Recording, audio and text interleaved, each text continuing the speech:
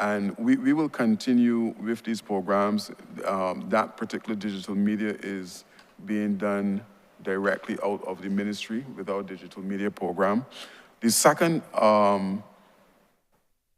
segment of the graduation was in relation to us working in conjunction with the BCC Palm Marine to provide training in bartending, food and beverage, and one other area for persons who were interested in that particular type of training. And one of the things that the superintendent indicated at the time is that the program was at that time oversubscribed because individuals saw it as a means of coming out and getting back into society. And the good thing about it is that they were coming out with a certificate that is a BCC certificate, not a certificate of participation.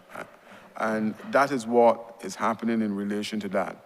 Outside of those two programs that I mentioned, earlier I referred to Project Dawn, and we are providing an opportunity for persons who are in the system that want to come out and get involved in the system on two fronts. One, to find entry-level qualifications to the world of work, or two, those persons who are interested in being self-employed.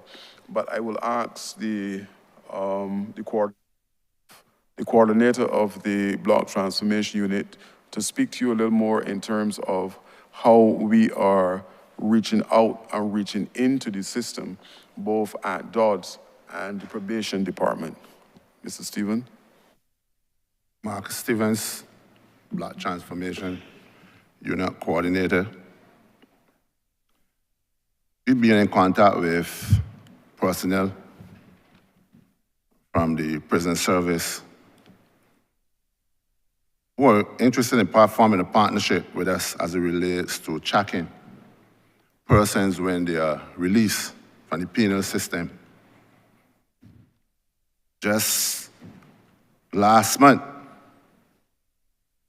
our intake at one of the institutions, we had about 5 persons who were released from the penal system and are presently in programs at one of the institutions that we run our program with. Before then, during our graduation, there were persons, as it relates to the rehabilitation, who were within the program. They are also seeking employment, and we are making representation on their behalf by drafting letters, making recommendations, so that they could be better fitted back into mainstream society. Thank you.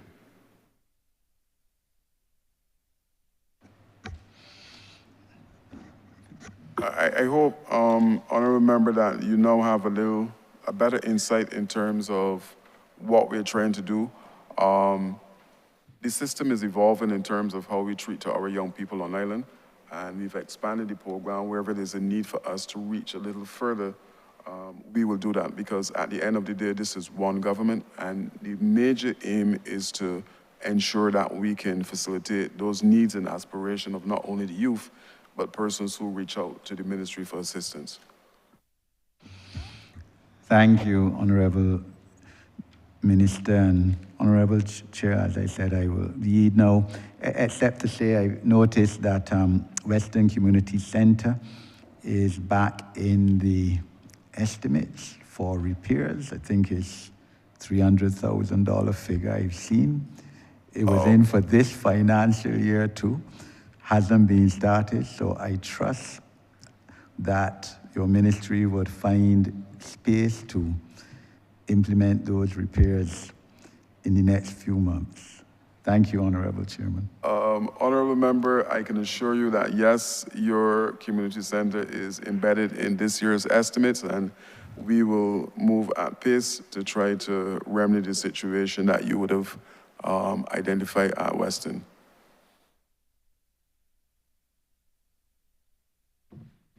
Thank you.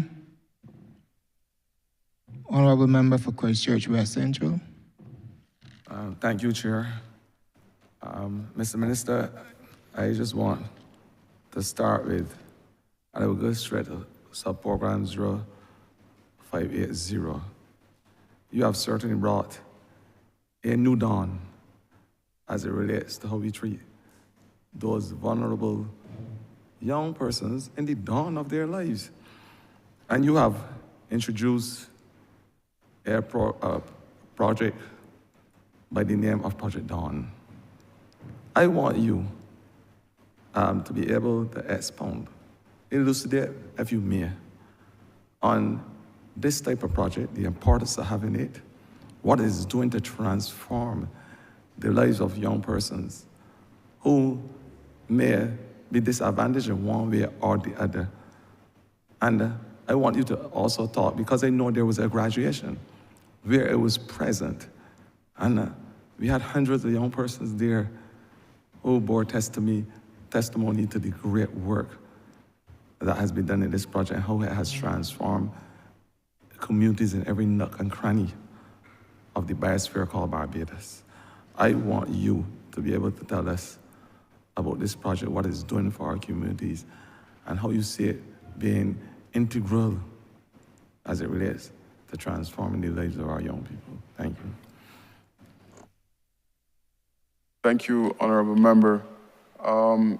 Project Dawn by name and Project Dawn by nature, that particular project, Honourable Member, is really and truly creating a new day for a lot of youngsters who, in some cases, require a second chance to move their life in a totally different direction. And I really am humbled to be a minister within the ministry now to see this happening. Like I mentioned before, the predecessor of this project, Oasis, was culled by the Democratic Labour Party in 2018 because, like most things, I guess they don't believe that our young people should benefit from something that is progressive. Mr. Stevens is intimately involved with this particular initiative. One of the things that I would want to share here for the honourable member of the opposition is that 4 of your blocks, sir, were visited by the block committee. I'm not sure you're aware of that. And we're trying as well to ensure that these things are happening. Also, what you may not be aware of is that we would have recently changed out the lights at Dover to the extent where football is now, Premier League is even using the facilities at that location. So I think you will be happy to hear that, sir. We are not being partial here. We are helping youth across the country. But like I said,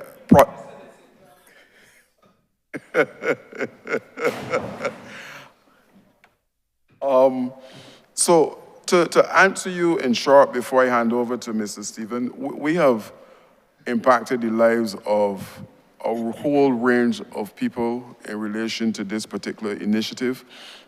We would have had 2 programs on CBC that highlighted and persons were able to give testimony to how impactful and what it meant to them in terms of being able to enter these institutions that would normally be outside of their scope of getting in to do training. But I can come back, but I will allow Mr. Stephen to come in and share his personal view in terms of the journey of our young people coming out of Project Dawn. Yes, please.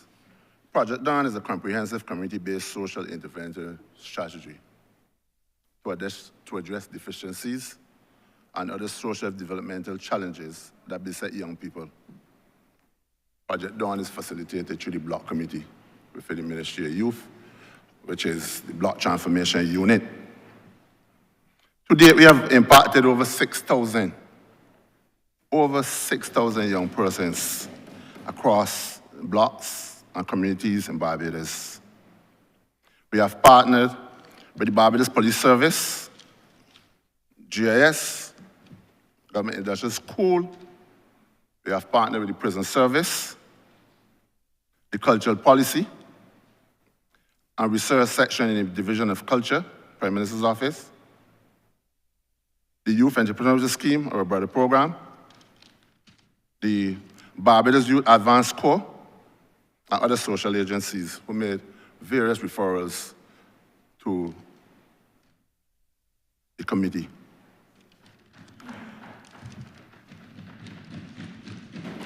On January 26th, we held our first graduation. We graduated 235 students. 235 students on the Project Dawn. At present, at the Samuel Jackman Prescott Institute, there are 272 students in training. 272. And at the Jean and Norman Holder Hospitality Institute, there are 80. And we cater the program like basic professional housekeeping, food and beverage, bar operation, homemakers, cooking, hair braiding, barbering, heavy duty, truck driving, bobcat operation, facial and makeup, nail care, air condition. So we try to across the spectrum as it relates to employment for young persons. Right? Attached to the program is a life skill component. Because at the end of the day, we are dealing with a holistic program. We're not going to leave them just hanging. We deal with decision making, goal setting, problem solving, conflict resolution, and communication skill attached to every program within the Project Dawn program. As the minister rightfully said, we visit blocks, and earlier indicated that we have visited over 172 blocks. And it's not an easy job, it's a challenging job. Because, for example, just last week, Thursday, we were supposed to go on a block, and I decided that I'm going to go a day early. Supposed to go on the block the following morning. Upon rising in the morning, we went to the block the evening, and the following day, there's a murder in the block, the same morning that we were supposed to get there. But any day, someone has to do the job. We within the Ministry of Youth, Sports and Community Empowerment, we believe that every man deserves a chance. I have a minister, a PS, and a director who believe that. And instill it into the other members of the ministry. Thank you.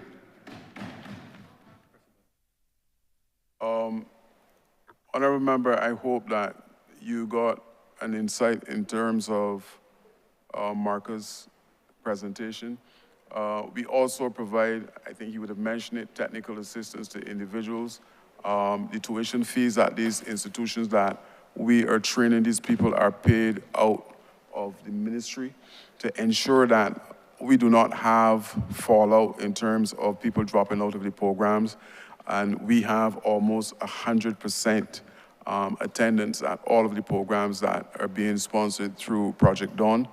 And I can only imagine what would have happened in those 10 barren years if our program was continuing and how it would impact on the lives of people.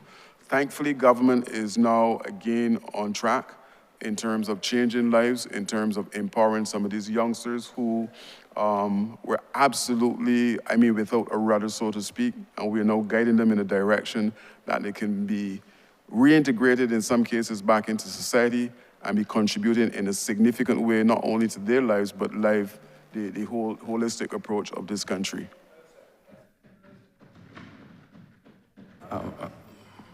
Thank you, Minister. I noticed by passing glance that you have the name of a famous fast bowler. I will allow you to bowl the perfect Yorker now and continue in this vein by saying that along with Project Dawn, you have another project which is probably more formal for our young people, those between 2,000 to 3,000 that may leave school on a regular basis. You have the perfect habitat for them with our Youth Advanced Corps, which has been in a successful program thus far, allowing young persons to be given the necessary psychosocial skills, the physical skills, the training, so they can advance themselves, whether it is in the area of agriculture, robotics, in the whether they could go into the armed forces, the security forces, then you have allowed this program and project to be able to give those young persons what you refer to as the second chance, recognizing that first there must be a residential component where we harness those basic skills, and then we allow them to be fully exposed to the full gamut of training courses available. I want you to talk about this course and how it has transformed the lives of young persons who we know need our tender, loving care. Thank you. Thank you for the question, Minister. There's only one thing that I would say about this program before I go to Director Haynes. I did a site visit at the location, I think it was last month. This is at Paragon. And when I was exiting the compound, I was stopped. I saw the youngster, I think they call him a sentry, or the guard, let me call him the guard, at the guard hut. And he put out his hand and stopped my car, and I stopped right next to him. And he said to me, Minister, I have been a product of BYAC. I recently joined the Barbados Defense Force. And you can imagine the pride, because he was standing there at the guard with a sidearm representing the Barbados Defense Force, just an immediate past student of the Barbados Youth Advanced Corps. In my opinion, as minister, it don't get much better than that, but I'm sure that you'll hear from the director all of the things that are happening through the program at the Barbados Youth Advanced Corps. Director Haynes. Good afternoon. Harley Haynes, Director of the Barbados Youth Advanced Corps. I'm indeed pleased to report that since 2019, the Barbados Youth Advanced Corps has been making a difference in the lives and the livelihood of young people that we serve. Today, some 1,053 persons, 689 males, and 364 males successfully completed the Barbados Youth Advanced Corps 2-year developmental training program. Of that, I'm also pleased to report that through our partnership with the Tech Voc institutions, the Samuel Jackman Prescott Polytechnic, TVEC, BIMAP, we have been able to secure 246 certification for young people in this country in a variety of disciplines. I was also pleased to report that our CXC program, which has been continuing, we've had 117 passes in a variety of disciplines during the period: English language, IT, POB, POA, mathematics, physical arts, and theater arts, among a number of programs that we have. I'm pleased to report that these are young people who, for the first time, were given the opportunity to have CXC, and they did extremely well, and we had a success rate of 65%. And for those young people who came into the Barbados Youth Advanced Corps who did not even have a chance at the secondary level, we introduced the City and Guilds program to give them some form of certification. We have now 187 persons who have successfully completed the City and Guilds program in English and mathematics and have been successful, a pass rate of 95%. I'm also pleased to report that during the period, we've been able to expose all our trainees to financial literacy. We've also exposed them to conflict resolution, how to resolve conflict, how to address issues, interpersonal development challenges. And to date, we have some out of the cohorts, from cohort 1 to 6, we have 379 trainees who are now gainfully employed across the length and breadth of Barbados in various disciplines.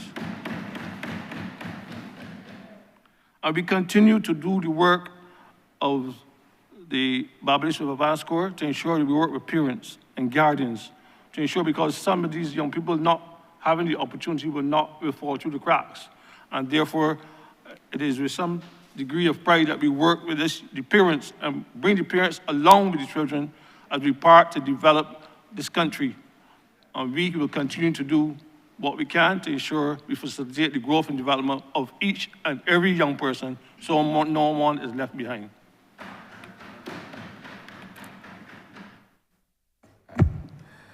Finally, Minister, I think that I represent the Mecca of Christchurch, Christchurch West Central.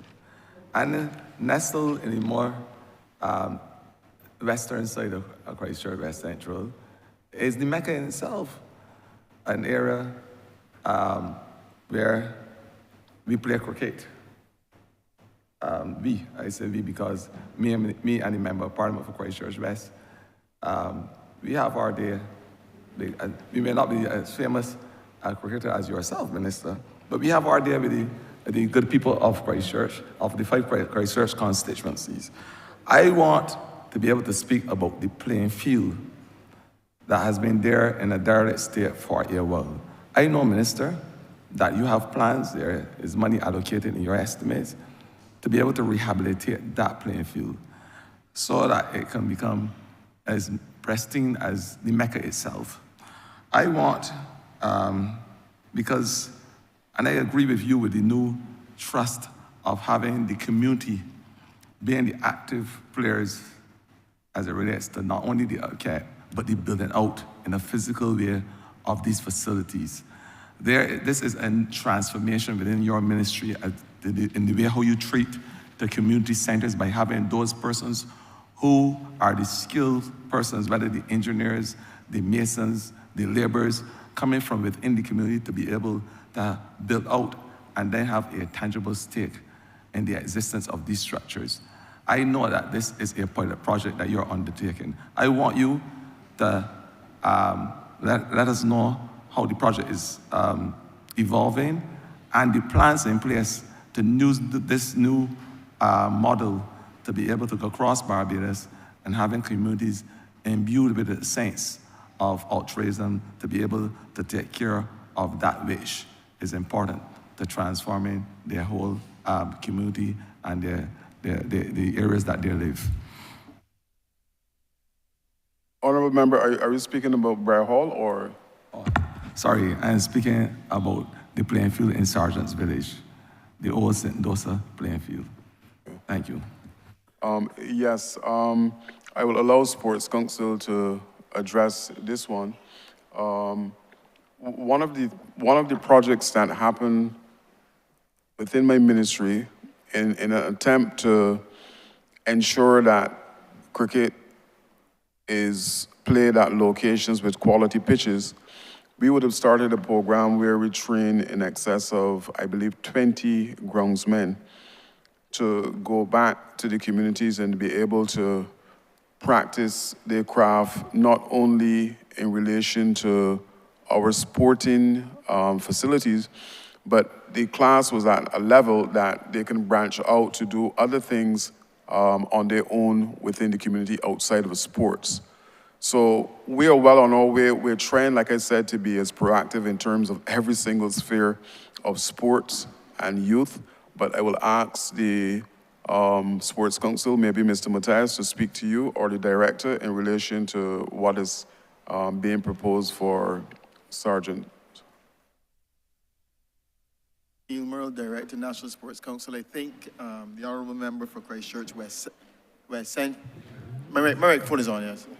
I think the Honourable Member for Christchurch West Central perhaps is referring to the community centre at Sergeant's Village. Just in relation to that, though, in terms of the playing field, I know very well the groundsman there, or the lone groundsman there, the lone community worker there, Zarts is his name. He works very well in terms of, works very hard in terms of community activities, especially cricket and football, the playing field, pitches, and so on. And he normally calls me from time to time to ensure that the field is cut and that the playing field is in good order, and we help him in that regard. But I think you are speaking specifically, though, to the community center at Sergeant's Village, and perhaps that question may be directed to the Community Empowerment Division. Thank you. You are correct. I'm speaking about the community center, but indeed, JARS, Vanley, Base, all them, they take care of the playing facility. Thanks. The community center is what you're talking about. Minister, I think the matter is relating to the community center at Sergeants. Thank you. Sorry, Mrs. Skeet? Sergeant.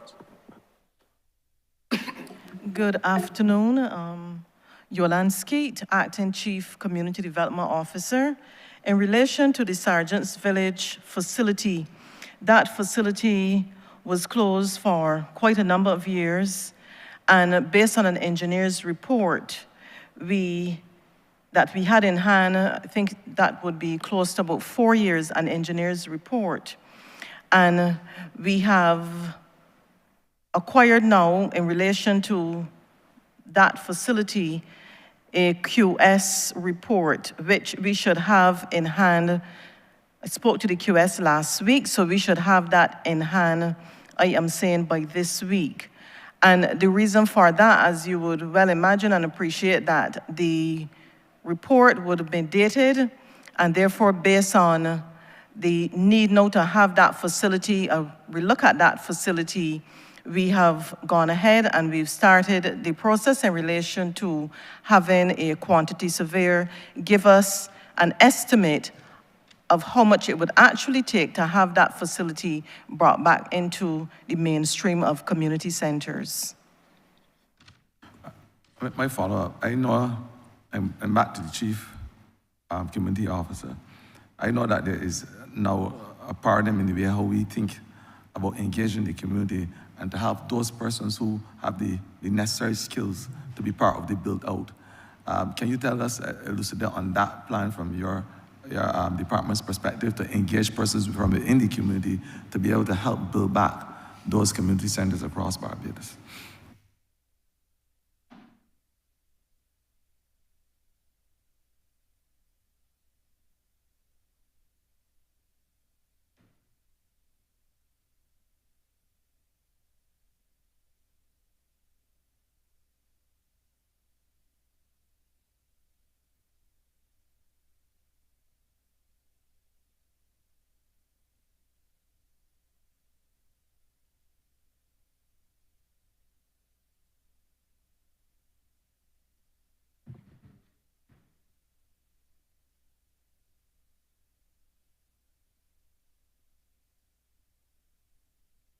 Sorry, Honourable Member, I missed your question. Can you please repeat? Sorry.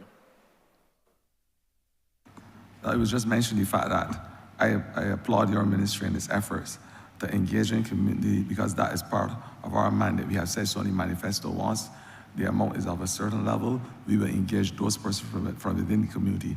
And I know that this is the plan within the whole build back of the Sergeants Village Community Center. So I'm saying I'm applauding your ministry and the department for taking this noble stance. Yeah, thank you. And yeah, that is the plan, that as far as possible, to embrace members of the community that are in the same environs of our community center. So thank you for that. Honourable Member for Christchurch East.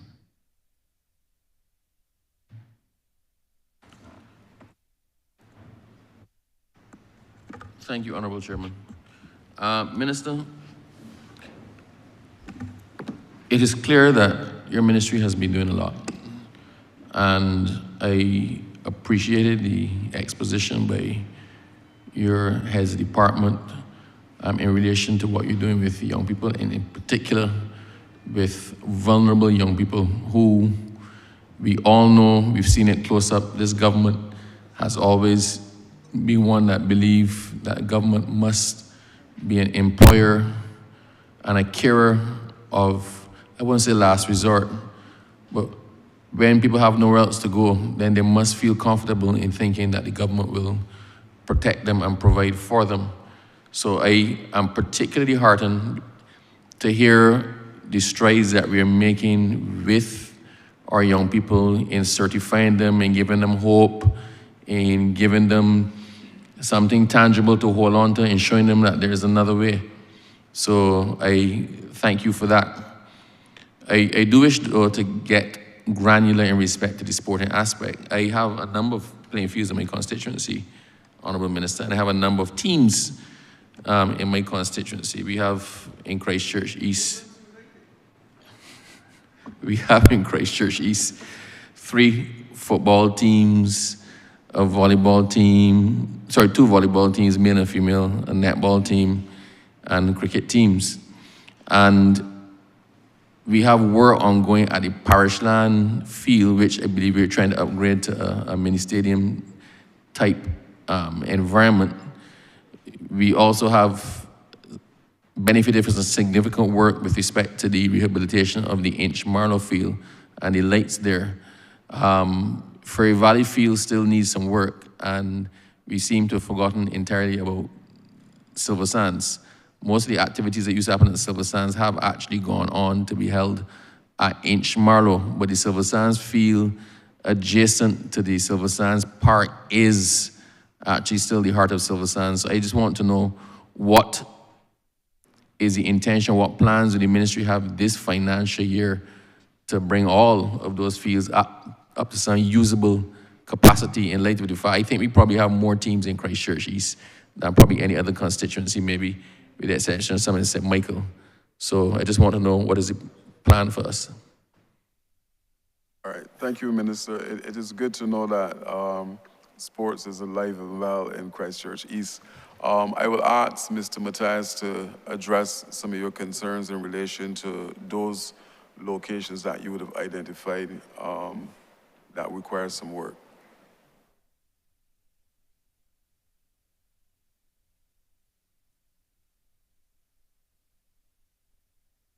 Good afternoon, Nicholas Matthias, National Sports Council. So I will take your question and answer them based on the facilities that you would have outlined. So let us start with Parishland. It is one of the mini stadia project facilities. Currently, it is waiting the topsoil dressing for us to finish off that facility in terms of what it needs. Now, funny enough, last year, the rain was assisting us in getting it prepared and compacted. And unfortunately, that rain in our dry season has continued and is what's really stopping us now from bringing in that fine material for the topsoil, that last 6-inch layer, so we could get the field prepped for football specifically, and maybe some cricket and what's not. I am intimately involved with the volleyball team, so I do know what's going on there. Volleyball is my sport. Silver Sands. Silver Sands lighting was not the correct lighting in the first place. And based on what we are bringing in for our March 7th delivery to Barbados in terms of our lights, we will switch out those lights to get Silver Sands back in shape. What we've been doing to maintain it is probably just keeping it cut, but the lighting is not the proper lighting in terms of the amount of light that you can use for our sport. So we're going to switch out those lights and bring that back up to par so we can get that back as possibly your Mecca, knowing that Inch Marlow now is probably your new Mecca. So going forward, as part of the mini stadia project, as part of the internal sports council project, we will get those fields back in shape. And the ones that are in shape, we'll keep them in shape. And I do know that based on my knowledge and my records, that a couple of your teams did place first in some of the competitions that they played in. And we will endeavor to keep that going on. Not in just your constituency, but all. I know everybody can't come first, but that's what we'll do. Thank you. In relation to the pavilions generally, look, it is very frustrating for people to have difficulty accessing pavilions, right? The reality is it makes almost no sense to have pavilions open during the day, right? 'Cause unless school children using them, nobody using them. The pavilions, we need to have some ease of access to the pavilions after hours. So when people come home from work and they want to go and run a boat, they want to go and play dominoes, they want to go and use the pavilion, I don't know, for dancing or whatever, we need to be able, the fields and the facilities need to be fully accessible to persons after working hours. I mean, for a reasonable time. I'm thinking up to maybe at least 8:30, all the facilities should be open. I should be looking forward to getting home from work, changing into short pants, and going to run around a well-lit field to try to keep myself in some sort of shape. And when I say I don't mean me particularly, because you could look and see I don't run. But I mean any person who wants to do it. So we've been at this a number of times. Minister, is there a definitive plan to have the facilities accessible every day until a certain point in the night, that diverse groups can use them for whatever purposes? I know that the Prime Minister had indicated that she wanted the lights to do away with the tokens, have the lights on for free, because it was not fair to people to have to be trying to run down for tokens, and the money you got for tokens didn't actually justify the headache and harassment for it. So just what is being done to make those facilities accessible to people in the times that it makes sense for people to actually use them? Again, thank you for the question. Honourable member, maybe if you look in your chat, your PA will be telling you the minister addressed that already. But what we're doing, just to go back, what we're doing is we're putting together something called center management committees that will allow for exactly what you are asking for. Individuals from within the community will come together, maybe 4 to 6, to be responsible not only for our community centers, but also, also the pavilion that will allow activities after closing time to continue at the location where we have youngsters who may want to use the washroom facilities, the restroom facilities. Then somebody will be there at the location to provide access to all of those individuals. We know that a lot of the pastors now, persons are exercising, so this will provide an opportunity for the center management committee to kick into play to open those facilities. And yes, you are correct. We're moving towards a situation, again, proactive government. We're moving towards a situation where all the lights at our playing fields will be made free to those individuals who have clubs, who do practice, who have official games. And one of the things we're exploring is, I'm told there's an app that will allow Sports Council that if you pass in Gaw Hill, St. John, and there's 2 people on the court with lights, you can call Sports Council and say, look, the lights at Gaw Hill are being wasted, and we have an app that we can shut off even from there. So your concerns are being addressed all around with the center management committees, and then we'll putting measures in place to be able to control the lights, even though they will be free to those entities who will be using at the playing fields. Okay, my final question in this round. As I said, I'm glad for the lights. The lights have made a tremendous difference in terms of the usage, the practical usage of the fields. But in some areas, and I use the area, the neighborhood of Chancery Lane, so the Inchmarlow field is pretty well lit. But not all of the lights are focusing down. I don't know whether there's an issue of focus of the lights or whether there's a glare. But there's some residents, one lady called me and she asked me to come to her house. She was a couple gaps up and the light was spotting through. If you wanted to focus that light to look into her living room, right, you could not focus that any better. So we have done some good for some people, right? But it has created a bit of a nuisance situation for others. I don't know whether it's the issue of the glare of the lights or whether it's the angling. But equally, we have had the honourable member next to me had actually indicated that one of her fields, although it had lights, you couldn't see properly to play tape ball cricket. And in a number of instances, I know as a fact that the lights were put up during the day and nobody ever came back at night with the lights on to ensure that they were spotting where they were supposed to be spotting. So you had them up practically, but the effect of the light was being wasted. So the field was darkish, right? And the surroundings were well lit, so there are more security lights than playing lights. So I think that I want to know what is being done to address that, because what we don't want, we want people to use the field for as long as they can.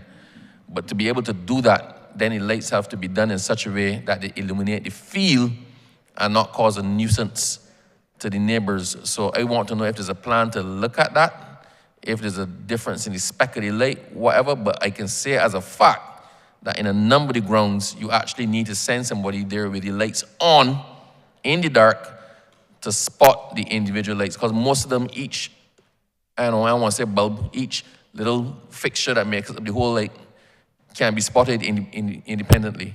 So what's the plan in relation to that, please? Again, Honourable Member, this is something that is not the fault of the Sports Council. When we erect lights, normally we would go on the night or whatever that they're turning them on, obviously, the switch and they focus. But you have situations where maybe a screw or bolt or something becomes slack, with some wind blowing or whatever, it would just shift the particular focus of the light on the pole, and we will address it. Obviously, we would have to get, like now, a report from individuals indicating the playing field at Gore Hill, the lights are not focused. We need to come back. What we will do is get the contractor to go back, look and see where and how we can refocus and rectify the issue. But it is not something that Sports Council would have deliberately done. Like I said, in some cases, it is the wind or a screw that will shift the location. And as soon as we know, we go back with the contractors and try to rectify the focus of the lights to the center. What you can probably do is just reach out to get feedback from the residents in the particular areas, because what I don't want, we want people to use the fields and we want them to get as much utility from the fields as we can. What I don't want is that we create a problem for another set of people that then negates the whole thing, or the focus then moves away from utility for sport. I want to thank you very much for your answers. I will come back because there's some more, but I can't justifiably relate them to the exact question I was asking before. But I just want to say congratulations to you, you know why. I say congratulations to you, you know why. You know why. No, not your wife. Thank you, sir. Much appreciated. Thank you, Chair. Honourable Member for St. Michael East.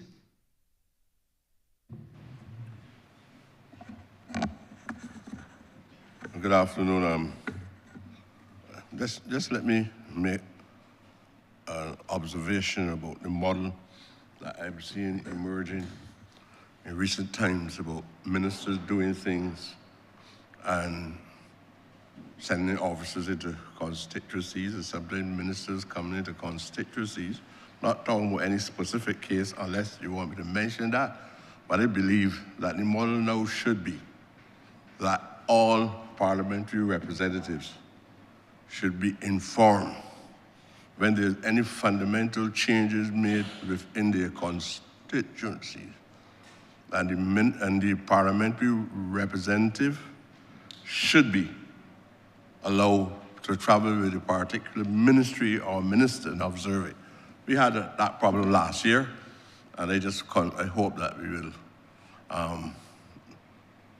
examine the point and see if it has any value.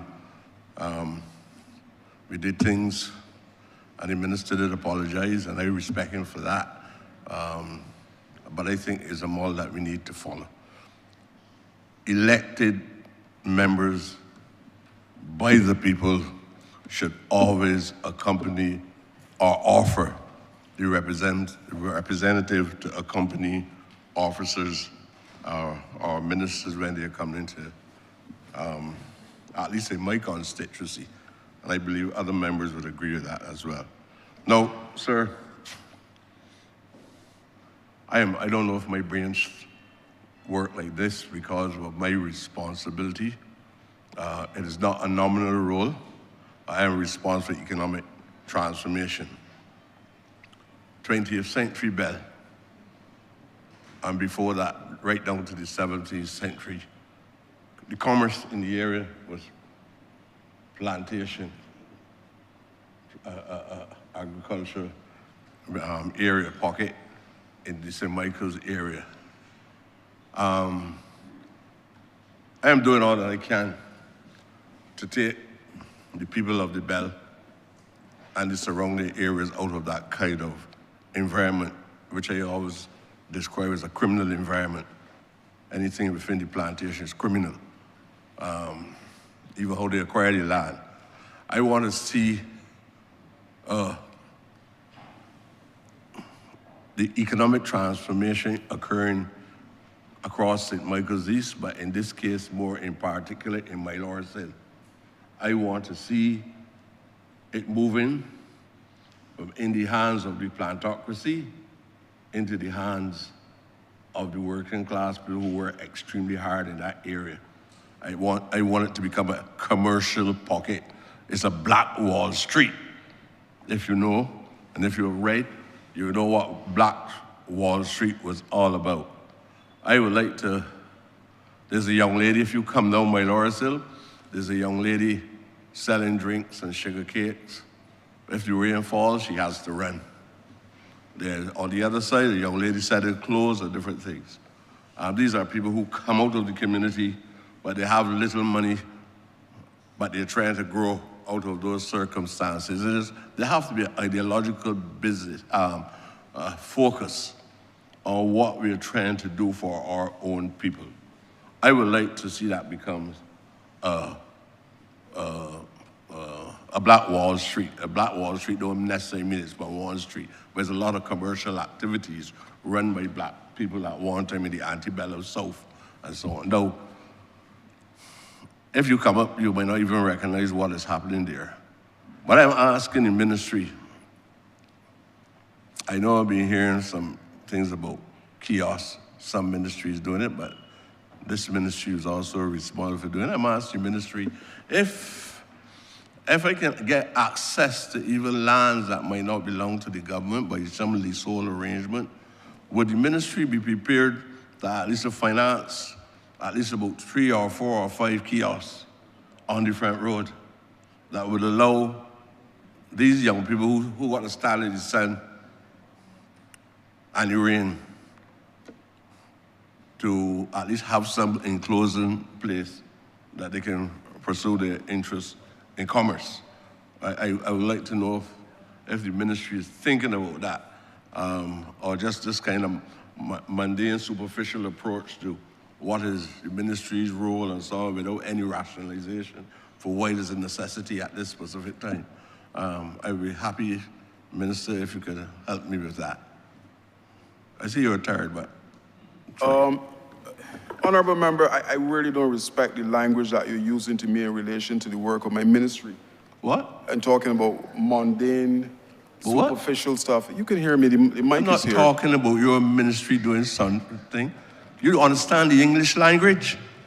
Honourable Member for St. Michael East. What are you behaving like you're intoxicated? Honourable Member for St. Michael East. Oh, what did you say? The Honourable. I did not offend him. Honourable Member for St. Michael East. The Honourable Member, the Honourable Minister has the floor. Thank you. Thank you, Chair. Is it exercise in stupidity or what? The Honourable Member would have been one of the first to benefit from the building blocks project at the Ivy. I cannot, at this point in time, say to the Honourable Minister, the Honourable Member, that we will facilitate a situation where I can provide kiosks for him on the front road. And I hear the chatter, but anyway, I can't facilitate 3 or 4 or 2 kiosks on the front road to assist the Honourable Member in relation to what he's talking. I hope it's not because I didn't respond with any poetry. I hope that you're not doing it out of any contentious position. All right. I will tell the people that you can't afford to help, and you felt that was a sensible answer to give me. Sir, I'm going to also ask another question. Obviously, adjacent to the Buster statue, I read it last year and say it again. There are a major symbol of the liberation of a people, which is representation of the struggles of 1816, To the southern side, there's also an important historic symbol in relation to the role of Prescott, who did the work, the artwork at the Parkinson's School during this time that became the flag for Barbados. There are businesses on the right side that don't belong to people that look like us. As a matter of fact, one big business with a major investment by an ordinary black man that collapsed over the years. I really believe that, and it's now the little piece of land that is sandwiched between that on the left and on the right, and what is happening on the south, that piece of land, last year we used it as the Emancipation Village. I had to be using tents, and had no electricity, had no water service. Is it possible again, since my focus is on economic black enfranchisement, you think I'm cursing you again? Economic black enfranchisement, is it possible that you can give me two, come down from 5 or 4 or 3 or 1?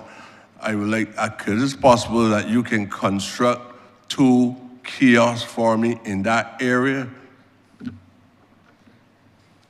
Honourable Member, we will explore the possibility of constructing those kiosks at the locations for you. I'm not aware, I guess you're saying that it is state land, and we will endeavor to see how best that we can facilitate your needs. Just one question, Honourable Member. I believe you're the one who would have coined the phrase the Waterford Boulevard, is that correct? I could answer that, yes. Okay, thank you. What I mean,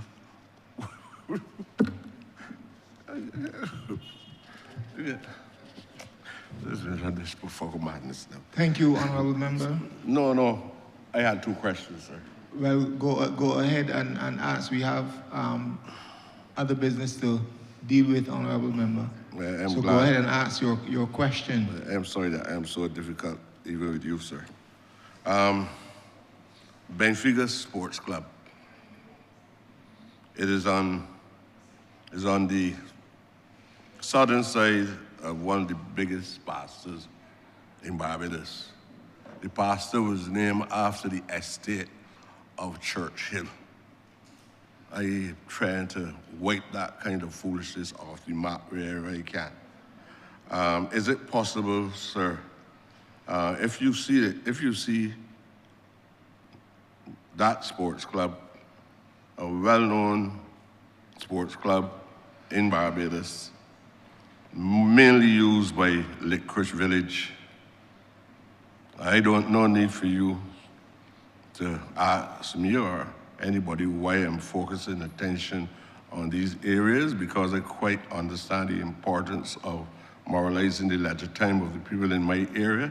And if we get boxed out of the whole operation, you'll be forever seeing the names of people coming out in the newspaper on the criminal page if I can't get the required assistance from government and helping to create the correct atmosphere. And that is why no personal attack on you, but I see that you're well geared to defend what you perceive as personal attacks. Can you give me any assurance? Since this club was asking for considerable time the government for assistance in doing some renovation or some reconstruction on the club, is your ministry in a very cordial way willing to assist the people of Bailars Hill and Licorice Village? I believe a street that you pass on almost every morning, help them to improve the social and cultural conditions within my community, sir.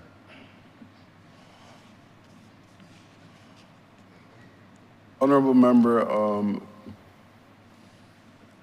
government through my ministry, we're committed to assisting in every single community on this island.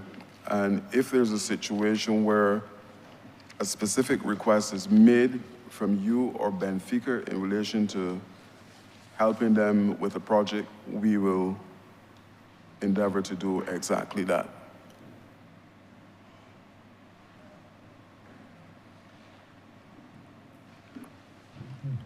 Well,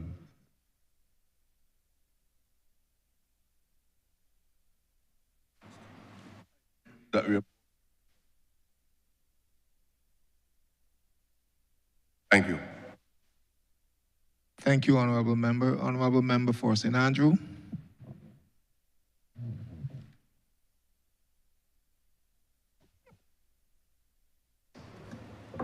Thank you, Mr. Chair, for recognizing me. Thank you very much, Mr. Chair. Last week, in this place, much was mentioned about road tennis in this country and what was required to pretty much grow that game and further develop the game both locally, regionally, and internationally. I think it was the senior minister who identified a number of areas, a number of things, an interesting list of things, compendium of things that should be done to ensure that this game is developed and that it can be used not only as a means of leisure and exercise and sport here on island, but as obviously as a tool of diplomacy in terms of promoting Barbados and what Barbados has to offer, the creativity of Barbados and so on. As I said, he identified a number of things that were to be done. I would have made it point that some of the things as it relates to the standardization of the game as such, like, were already done. Those things were already in train. But there were a number of other things as it relates to how to patent the intellectual property, how to patent that game so that no one will come, maybe from some metropolitan state, come in months or years when the game has been developed or shows more potential and take that game from us.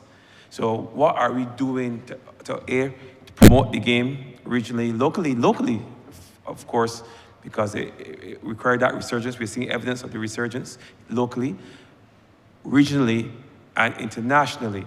And what are we doing to protect the intellectual property that is that game, that capital? What are we doing about that? That's my first question. Thank you, Honourable Member. Road tennis is traveling. Only last week, I had a contingent in Zimbabwe promoting road tennis.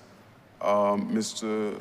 Rowe will speak to you in relation to this, but let me say to you that for 10 years, road tennis in Barbados revolved around the Silver Hill tournament. And we have moved past that at a level that is almost unimaginable in terms of where we are now having road tennis. The situation that you asked about and that senior minister would have mentioned are well on the way, and I will allow Mr. Rowe to give you chapter and verse in relation to where we are at now with road tennis. Thank you, Minister. Thank you, Honourable Member for St. Andrew, for the question. One of the topical issues in Barbados as it pertains to road tennis is the protection of the sport. Now, we've engaged some attorneys who has guided us on the matter. And similarly to any other sporting discipline, it is a sport. Once you put it out there, there are no protective mechanisms that can be put in place to stop one from participating in the sport, and where that entity or that organization or that investor have deep pockets from monopolizing the sport, so to speak. We've been instructed that as far as the patenting of road tennis goes, there are a couple countries that has allowed us to patent the name road tennis. We've had some of our Caribbean neighbors, a couple of our Caribbean neighbors, where we had registered the mark, and they discontinued the mark because they said there was nothing special about road tennis, the name road tennis. Road is road and tennis is tennis. Some of the others have allowed it to continue. With respect to the implements and the rules, we've been advised that having prepared the rules, which contains the specifications for the size of the rackets, the size of the dimensions for the court, and the type of ball, that is automatically covered by copyright. But as far as having any patents put in place to protect those implements, we've been advised that is not practical. All right, so the rules are already in place, which carries those dimensions, and as indicated just now, those are covered by copyright. What we are in the process of doing is establishing an international road tennis federation that will govern road tennis worldwide. Now, that will afford us some measure of control in the initial stages because we will be guiding the process. But in years to come, there is no telling that, notwithstanding the international road tennis will be domiciled here initially, that it may not find itself located elsewhere. And that's being guided by the attorneys again. They've advised us accordingly. Thank you. And just as a follow-up, you would have mentioned that some countries would have discontinued the mark. Yes. And obviously, this would have been something promoted from Barbados, exported from Barbados, and they would have given their reason. But was this information shared with the Ministry of Foreign Affairs, noting that we would have said that this is part of our soft power, our diplomacy to help promote the Barbadian image? Was this, which I think is critical disregard, was this shared with the powers that be here within the Ministry of Foreign Affairs so that we can address it from that as a government? I would have to research to see whether or not it was shared. Mm-hmm. And I'm in agreement with you that if it wasn't, it should be. And also, too, I know you said that it's practically is impractical to try to copyright certain aspects of tennis in terms of the implements and maybe the balls, but what are we doing to monetize those things? I see at the local level, some of the organizers they're going out there, they're going into China, they're importing balls, they're pretty much promoting certain balls over others, and they're making money from those balls. I don't know what we are doing as a government to help in that regard, because of a small man, and it's good that the small man is making money from it. But what are we doing when we promote our game regionally? We should have a ball saying something about Barbados as well, that this is the ball that we recommend as Barbados, as the creator of this particular game. This is what we should be playing with, and no other brand, and partnering with brands or partnering with companies or vendors to ensure that this is what is being promoted as the standard. Are we doing anything in that regard, or we've not gotten to that place yet?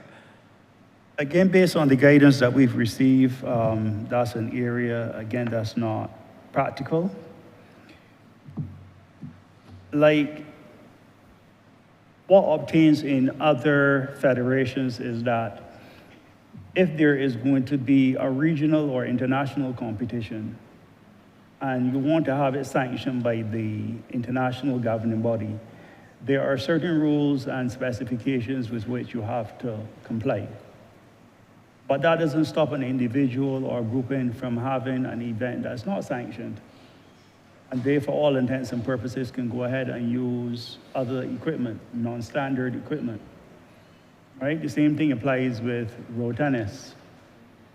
Now, as far as entrepreneurship is concerned and our manufacturing capacity here in Barbados, where you have countries like Canada, for example, introducing road tennis in the schools, and the demand for rackets, for example, exists. When they ask for rackets, they're going to ask for large volumes of rackets. In terms of the capacity of our producers here, struggling with numbers, it is difficult for them to meet that demand at very short notice. Going forward, if we have some idea of what that demand is going to look like, we can start working with our local suppliers to build that capacity so that when we introduce road tennis to a country and they determine that they're going to introduce it in their schools, for example, and they say to us, well, we want 3,000 or 4,000 rackets at short notice, that we can deliver them. We can't give them, but I'm thinking that if we don't be careful, somebody's going to run away with this sport. But I'm also thinking that we may not be able to manufacture them here on island, but that does not mean that we cannot partner with others overseas to meet the order. But as I said, you guys are working on that. It's still a work in progress, and I would not interrogate you here in the well, but just hope that we take stock of what's going on with this game and we do everything in our power to ensure that it doesn't get away from us and that we can do all we can, if it means outsourcing, to ensure that we can supply the world when the world comes knocking, if and when this game takes off. I have no doubt in my mind that it will take off. My next question comes more home into the community, and just basically what you're doing to develop sport, including the same road tennis at the grassroots level and other sporting developments at that level. Just speak a bit more. I know you would have probably touched on it here and there throughout your presentation for the time that you were here, but just speak to what some of the things that you're doing at the grassroots level. Let me just ask the third question, so you can answer. You can go straight into answering that. Now, the member for St. Thomas would have mentioned that there's a private facility that was gifted to the community some time ago that is being used as a community center. In rural spaces more so than maybe in urban spaces where the area is sprawling, small communities, very small communities in clusters. And then you have these centers, you may have 1 or 2 per parish, but one may be miles away and not practical for people within certain small clusters or small communities to get to. And over time, people, if they really need some place to really be creative and be expressive, they find locations. Sometimes locations are given to them by the church or by other groups, and those locations in many cases are just maybe a physical building, but there are other kinds of support that may be needed in terms of financial support to build out that facility and give them necessary equipment and tools, and just so that they can use that for sport or for drama or what have you. Is there any scope in your budget? Is there any facility within the ministry within your ministry that can assist persons where you have a space that's being used as a community center? It's used by everybody. It's recognized as the de facto community center within that area, but it's just not government owned, but needs government support. Is there support for situations like that? So you can answer both of those. They're not related per se, but they're related in a sense. All right, let me start with the last one first. I'm not sure that government can go and build or repair a property that is owned by private sector. No, wait, before you go any further there, Minister. No, I'm saying the building was gifted. We don't need any repairs. We're not asking for repairs in this instance. We're asking if the building is being used as a community center. It's being used by the community for the purpose of a community center, but it just needs some support. Maybe they need furniture, maybe they need equipment, maybe they need tools, something like that. But not necessarily that they need repairs or maintenance. All right. We are not normally in the habit of providing furniture for facilities like that. Honourable Member. What we do, if there's a need for us to bring in equipment to do a particular project for a period of time, then we can do that. So, for example, if it was a case that you were doing a hair braiding program or a barbering course and we need to outfit the facility with those particular things, we can move them from one location where they're not being used at the time and have them come to your location in order to facilitate the project or the program that you're running. In terms of buying furniture, it would have to be something that is committed on the CDD in order for us to come in and provide furnishing at that particular level. In relation to your question about grassroots, one of the first things that I said coming to the ministry is that we were looking to build out sports at the grassroots level because that is where you're going to unearth the diamonds in the rough. And we have done a couple of things to ensure that that is what is happening. One, we have started, like I mentioned before, the community coaches program. So if there's a need or if you are seeing 10, 12 youngsters on the path to kicking a football, and there's a member of the community who would have taken the initiative to say, well, look, I'm going to coach them. We have started a program called the Community Coaches Program that will allow us to be able to go into the community with that youngster who is training or who would have been trained to be a coach to instill the discipline at that level. Two, the Honourable Member of the Opposition said that government don't start clubs. We have a situation, a project at the ministry called our Community Sports Program, where we have the youth officers will go into a particular community and identify 10, 15, 20 plus persons who are interested in a particular discipline. Then we would provide a coach for the initial phase to go through all of the training that is necessary to instill the discipline within those youngsters.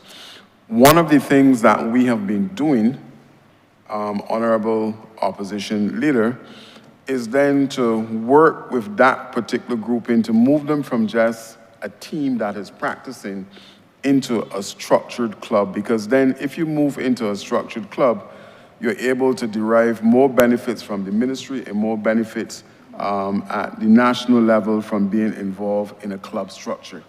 So when the Honourable Member said that government don't start clubs, I think he's speaking of sometime in the past.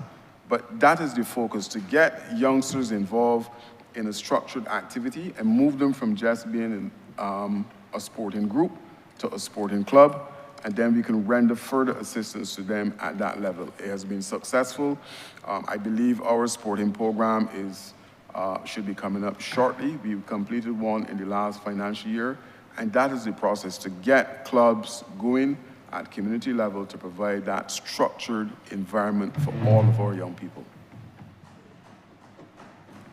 Mr. Oh, thank you very much for your response, and thank your team for your response. And I want to tell you to continue the good work, and I also want to take this opportunity to thank you in advance for the lights that we will get at the Farmers Playing Field in St. Thomas, Moore Hill in St. Peter, and also Indian Ground in St. Peter, all grounds heavily used by communities and all in need of lighting. And thank you in advance for that, Minister. Thank you, my time. It is good that you're putting it in the universe, sir. Mr. Chairman, beg to move. Member for Christchurch West. Beg to move that you now report progress to His Honour the Speaker and beg for leave to sit again. The question is that I do not report progress to His Honour the Speaker and beg for leave to sit again. All members in favor, say aye. All members against, say no. Methinks the ayes have it.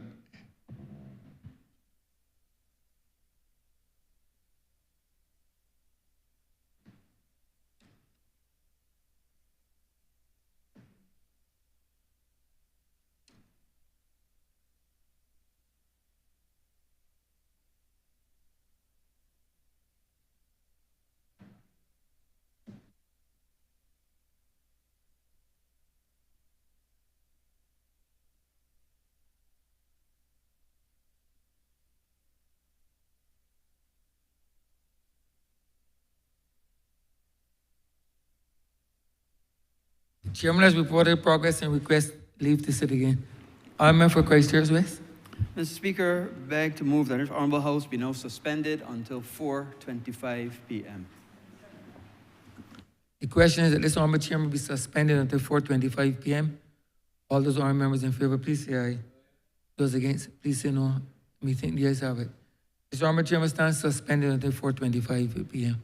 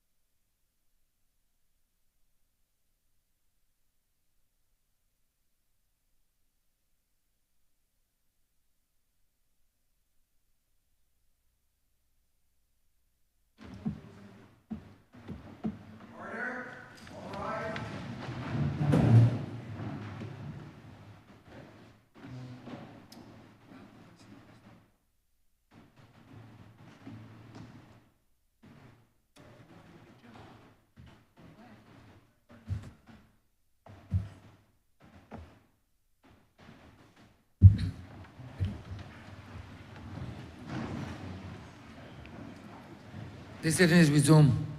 We return to the Standing Finance Committee.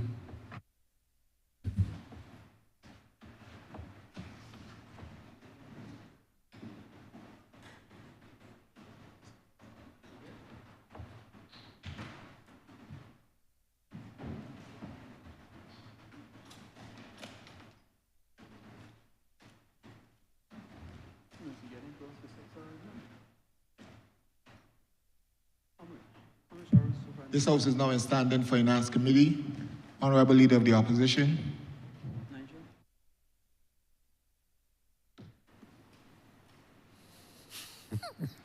Okay. I'm obliged to you, sir.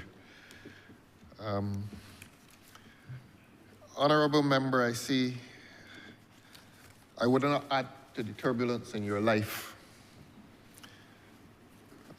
We see it again today with your honorable colleague from St. Michael East. I will calm things down a little. Type of weekend I had, brother, there's no turbulence, none. Yes, but I was concerned about today. But that's not my question, sir. I was about to ask and ask you to stick to the subject matter. I'm just here to ask a few simple questions so that the minister may be calm.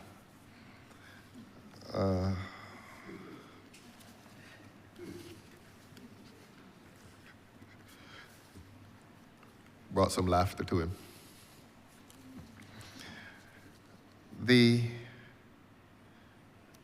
Has there been a reduction in the activity of the Community Development Department? Yes. I promise you simple questions. Honorable member, far from a reduction in the activity, the activities of that particular department, you would have realized that I mentioned the community engagement program, and I want to invite Ms. Kia Hines to shed some light in terms of that particular initiative that is a new initiative to CDD. Ms. Hines?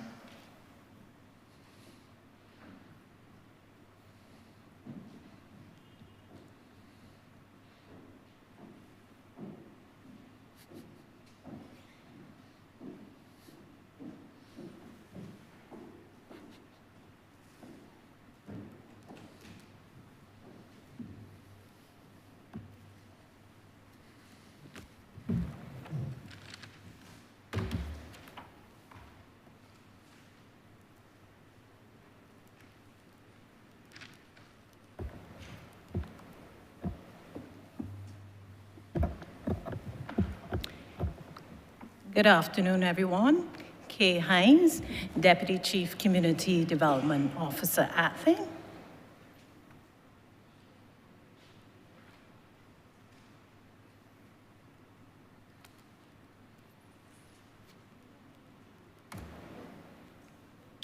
The mission of the Community Development Department is to build strong and vibrant communities across Barbados.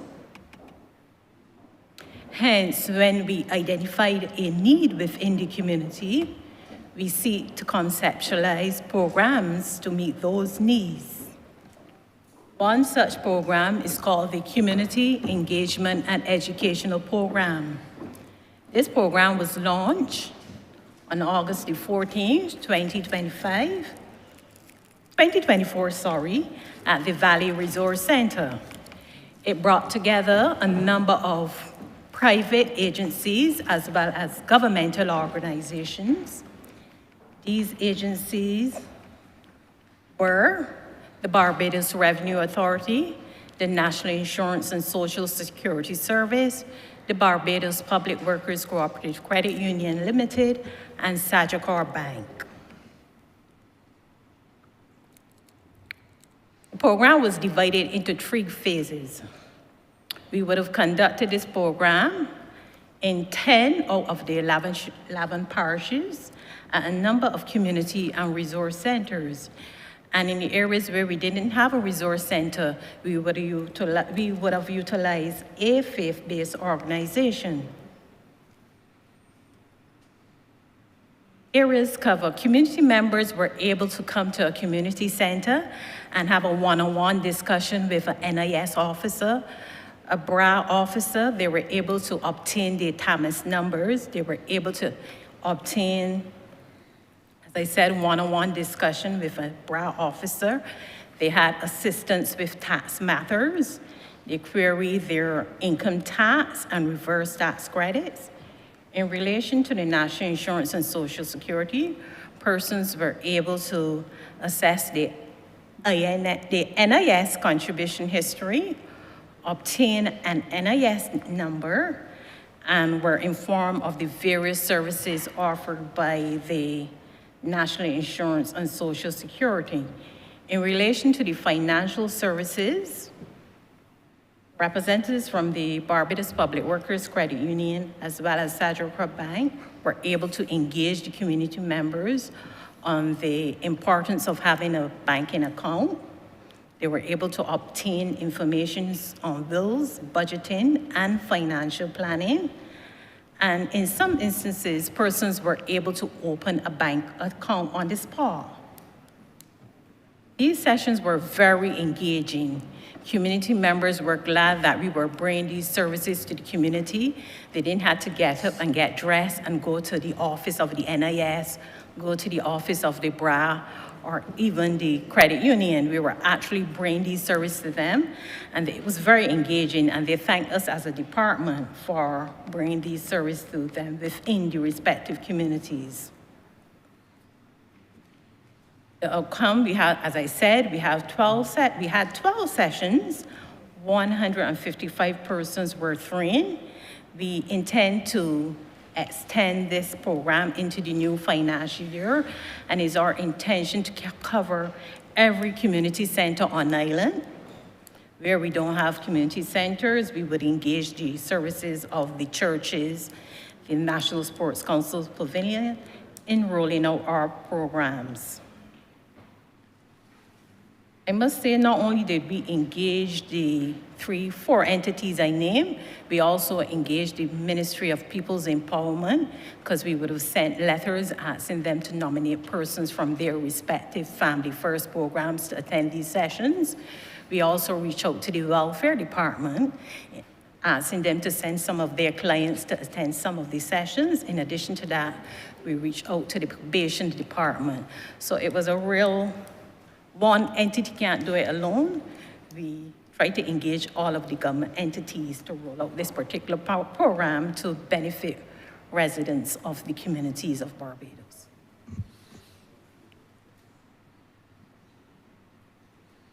Honourable Member, I hope that you got a little insight in terms of how we're expanding. There's no cutback at CDD. Yes, you're very well supported. And I'll continue with very simple questions. One of the government's favorite words is synergy. I come here every week and I hear all these synergies.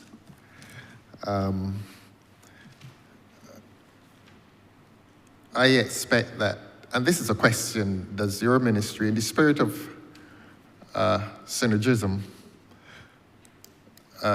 does your ministry collaborate with that ministry that takes responsibility for crime and the peace program?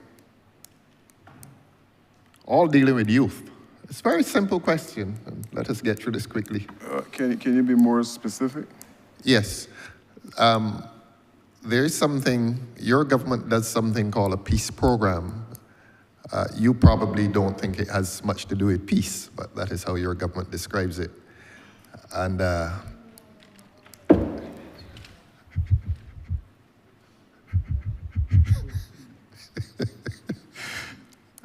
oh, you heard too? Thank you, sir. Thank you, sir. Yes, I was saying above the noise, Honourable Member, that your government, with its synergistic collaborations, has something called a peace program, and you and I were about to say that it probably has more to do with war than peace, but be that as it may, it is called a national peace program. And we know that the ministries do collaborate with each other. You don't operate in a compartment, and the Ministry for Crime Prevention does not operate in a compartment, so that there must be that favorite word, there must be synergy. And I am asking you to explain to the public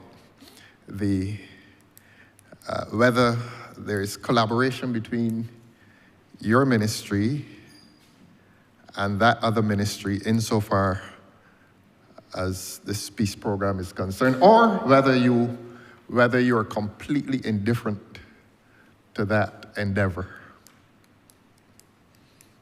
Honourable member, let me In other words, you don't know anything about it. You have nothing to do with it. You're not part of that. That is not part of you.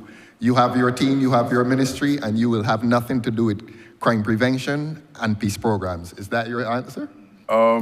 Let me answer your question this way. Please. This is one united government. Oh, excellent. And we work. In spite of Mr. Honourable. Yes. I heard the turbulence. Let him respond earlier. in silence. Yes. One united government. We have that. I'm writing that. Honourable Leader of the Opposition. Yeah, I'm just writing, sir. Wait, you're waiting with your mouth? I beg your pardon, sir. I know, honourable member, that word united is foreign to you in your neck of the woods, but not this side, my friend. Okay. So, where's Ms. Catto? Sorry about that. We work, I see Mr. Wayward in St. John. You were asking for somebody? Beg your pardon? Okay. Ms. Catto. We collaborate from one ministry to the next ministry in terms of how we see fit to benefit our target population. So Yes.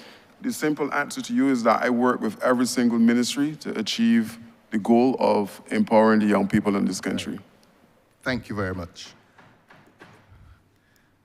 So your answer then is you are familiar with the goals and aspirations of the National Peace Program because you belong to one united government. And second follow-up, will you say then to the public, very simple questions, will you say then to the public that you are happy with the methodologies and the results of that National Peace Program in which you and your ministry are participant?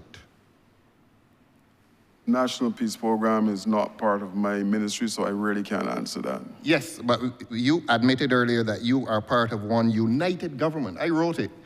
And you say that being part of that one united government, you are familiar with the goals and aspirations of that National Peace Program, that you are not distant from it. You operate as part of a collective called the Cabinet, and you are familiar with the Peace Program.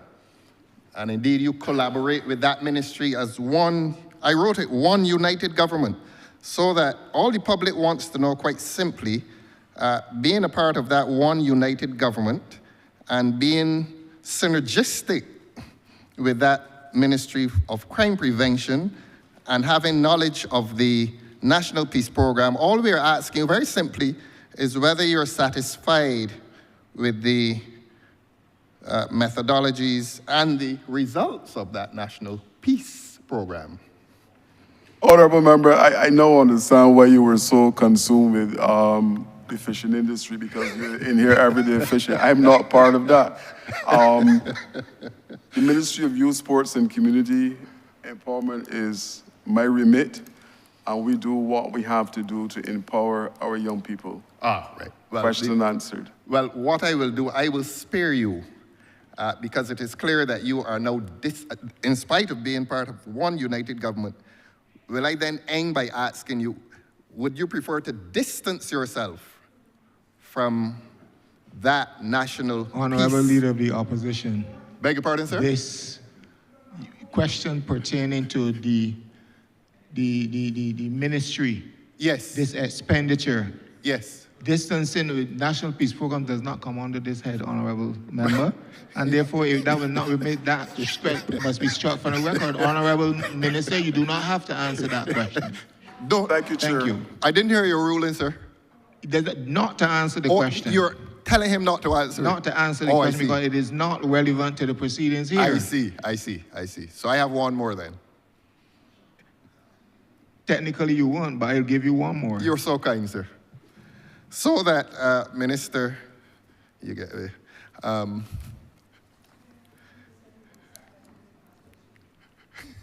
Honorable Leader of the Opposition. You heard her, sir. No. All right, we look at the, all right, so that I agree that you should distance yourself from that. How about, I see under this book here, the estimates, there's reference made to regathering. There's a reference to regathering. You've heard about this regathering. Haven't seen you at any of them, but you've heard of it. And that's not the question. That's not the question. Your ministry is involved in this exercise called regathering. I see it is mentioned under your ministry, but I'm asking, is your ministry actively involved in that event called regathering? Very simple question, very, very simple question. Let me answer you this way, Which Honourable way? Member. My ministry would have planned out a calendar of events to coincide with regathering. So, for example, you would realize that the road tennis competition that is under my ministry is being factored into the regathering for, I think it is October, when that particular tournament is played. So we have endeavored to engage and to be part of the process through sports to ensure that we get maximum impact going forward. In which month is that? That is in October. For example, in St. Peter. No, October is Christchurch, let me remind you. The BLP is going to, beg your pardon. The government is going to Christchurch in October. Who told you that?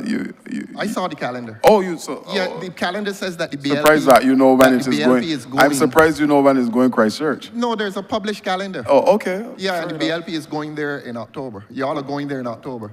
Okay. Yes? The short answer to you is that we have endeavored to be part of the process as a ministry because of sports and youth, and we figured that wherever we can plug activities into the calendar, that we would do such. Yes. Yeah? Yes. Well, congratulations on inserting the ministry on a Barbados Labour Party exercise. I'm so obliged to you, sir. Thank you, Honorable Leader of the Opposition. Yes, you're welcome, sir. Honorable Member for St. Michael West Central. Thank you very much, Mr. Chairman. Let me also take this opportunity to congratulate the Honourable Member, Honourable Minister and his team. Of course, I will start from the position that the ministry, his ministry, has done an outstanding job in Barbados. And the only, perhaps, advice I would give my colleague, having worked with him as a colleague minister in the Ministry of Transport, Work and Water Resources, that perhaps his ministry should be doing more messaging, because there's a lot that he's doing within his ministry and the story ought to be told. I'm aware that they're telling the story, but perhaps they should ramp up the messaging. And on that point, I would want to congratulate the ministry on Project Dawn. It's, in my judgment, a very well thought out strategy, and one of the many strategies being employed to not only empower young people, but to also ensure that they participate in the economic activity of Barbados. It has certainly had a tremendous impact on the young people. It's contributing to skill development and, of course, education. And I perhaps felt I should start there by congratulating the minister and his team for what I consider to be a very well thought out and executed public policy. Of course, any policy designed to improve education, improve skill development, to bring persons into the workforce must be saluted. And on that point, I would like to ask the minister, considering the success that he has and his ministry certainly gained as a result of the project execution with respect to Project Dawn, what are perhaps some of the other strategies that he will employ for the further development of young people, not only in sports, but young people generally within the youth and community empowerment area? Thank you, Honourable Member. The reality is that Project Dawn, as we know it, is a multifaceted initiative that we have put in place to do exactly the same things that you would have done, that you would have mentioned, to empower our young people at a level that they have never, ever been touched before.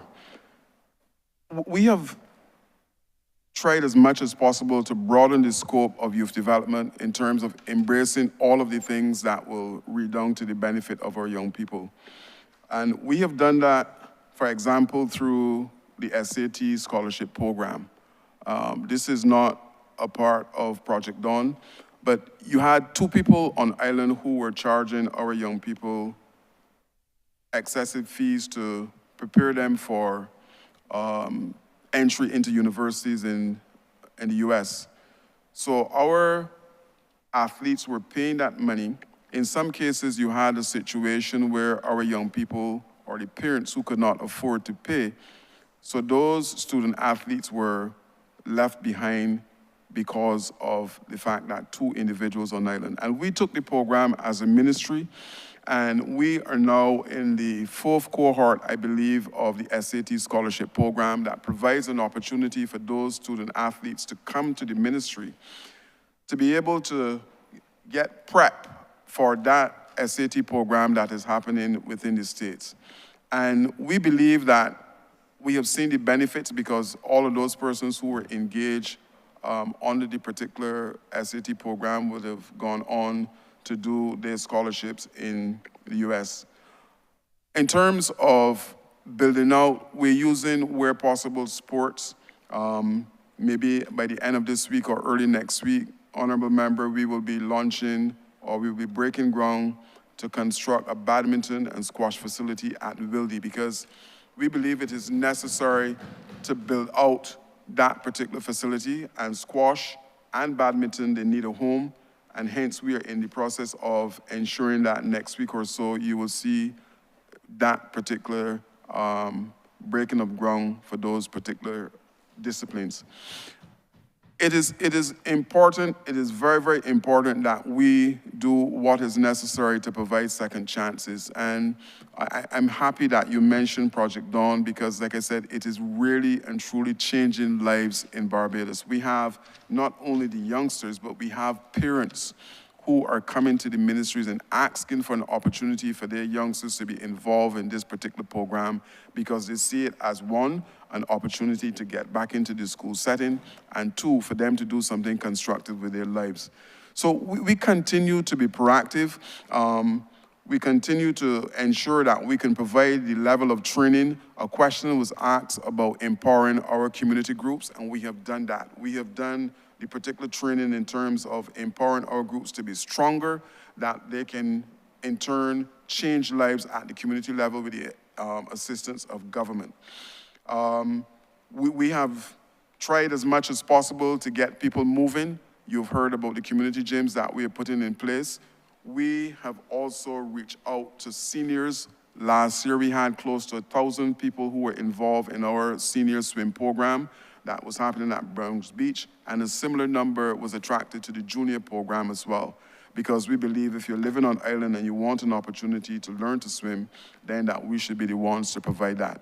Again, I would have mentioned for the first time in the history, we would have provided $25,000 in funding for sports the national federations with an opportunity for them to use that money for developmental purposes.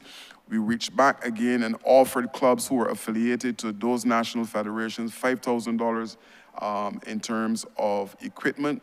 So we're doing what we can to ensure that the sports project and the youth project on this island is absolutely outstanding to match anything in North America and beyond. Because our young people are the ones who will be the building tomorrow, and we feel that we need to be pouring into them in a way that has not happened in the past. I don't mind what is coming from the honorable member from the opposition, but the truth is that we have seen the benefits based on the programming from the Ministry of Youth, Sports and Community Empowerment at every single level. We are seeing how we are impacting lives, we are seeing how we are changing lives based on the initiatives that we have already put in place and the ones that are coming in relation to changing how we do things in terms of youth work. One of the things that I'm looking to do, honorable member, is to ensure that coming soon that we will have a professional youth workers association on island so that we treat now youth work in a totally different vein where we can say that this thing is now a profession. We are working with the Commonwealth Youth Program to make sure that we can have that in place for those persons who are working at my ministry as youth officers, and then we will extend it to persons within the community who are also involved in youth work and empowering our young people. One of the things that is coming again on the Project Dawn is that we're looking to see how best that we can have a steel band coming out of the blocks where we have individuals who will be playing steel band at all of our events. In addition to that, it is also being attached to Project Dawn is a community T20 competition. One of the things that we're doing is looking to go into the community and to start a T20 competition with youngsters who are in some cases on the blocks, but it is totally different to the regular T20. We're looking to have mentors, meaning older folks, older cricketers who would have passed through the system to come back and to engage with the youngsters who are involved in this particular T20 block competition. And this is again an opportunity to mentor our young people and to ensure that we have best practices. I mentioned earlier in my submission that I believe that there is a crisis in terms of parenting, and if we can buttress that by presenting or putting programs on the calendar, on the map in this island that will not take the place, but maybe in some cases substitute for what is happening in the world of parenting. So I thank you, Minister, Honourable Member, for your question, but there's a lot that is coming down the chute in terms of projects and programs that are coming from the Ministry of Youth. And as a follow-up question to that, not the second question, Mr. Chairman, as a follow-up question, if you don't mind. As a follow-up question, I'm not sure if I missed it, but perhaps through you or the officer responsible for the Project Dawn, I think it would be useful to, and I apologize if the question was asked, to reiterate, if it has been asked, or to tell the chamber how many persons in the last year would have graduated from the Project Dawn and how many intakes you have for this year. That's just a supplementary question, Mr. Chairman, with your leave. Again, thank you, Honourable Member, for the question. We have had our first graduation January this year. That was very, very successful. In excess of 200 persons would have graduated from that particular program. And one of the things that I want to say that we will continue to ensure that the programs that are being offered by Project Oasis and my ministry as a whole are now certified, because we believe that that is important. I was at an orientation last year at the SJPI, where again in excess of 250 persons would have been in the auditorium at SJPI waiting to do maybe 15 or 16 different programs at that location.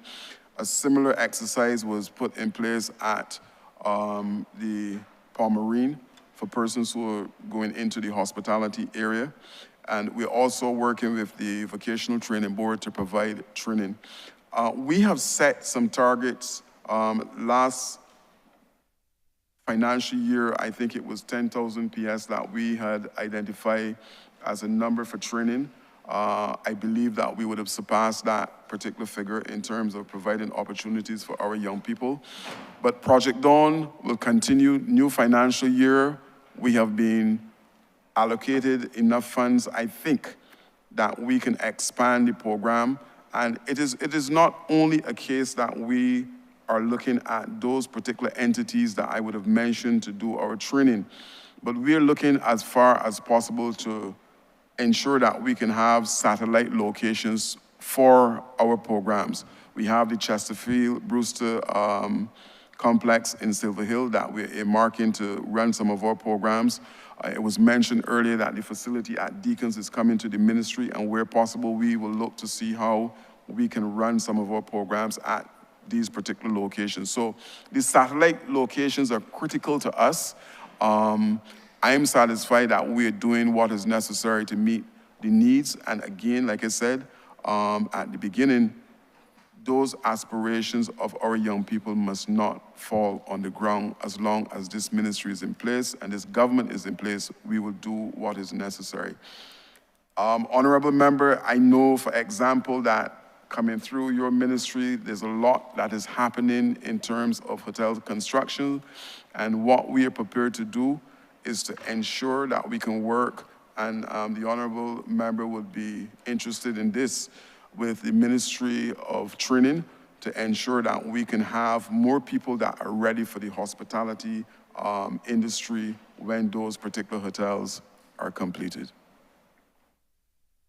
And thank you very much, Honourable Member. In fact, perhaps you anticipated my next question, because the Leader of the Opposition would have asked you a question relating to synergies.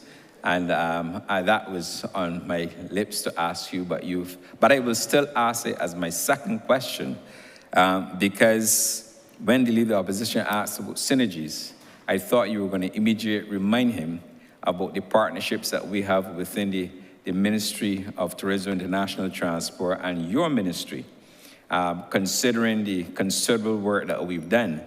I know that you have the expertise there, and we have and will continue to partner in a number of sporting initiatives, including last year when we brought a netball team flown in on British Airways to Barbados and others. Now, I will not delve into matters of tourism because I'm not in the well.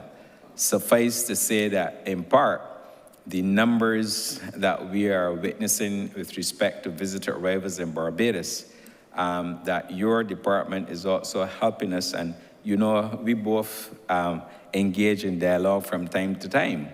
And I must tell you, even at World Traffic Market, when we have our annual meeting of the minds within the travel and tourism trade, that you have a wonderful disposition of the booth, what we call the pavilion on shore, where we highlight a number of Barbadians who are in sports. But I'm particularly pleased, and I welcome the Project Dawn program, because when you think about the number of hotel projects that are coming on stream, and we have quite a few hotels that will be coming on stream within the next 2 years, but particularly this year we will have 2 opening.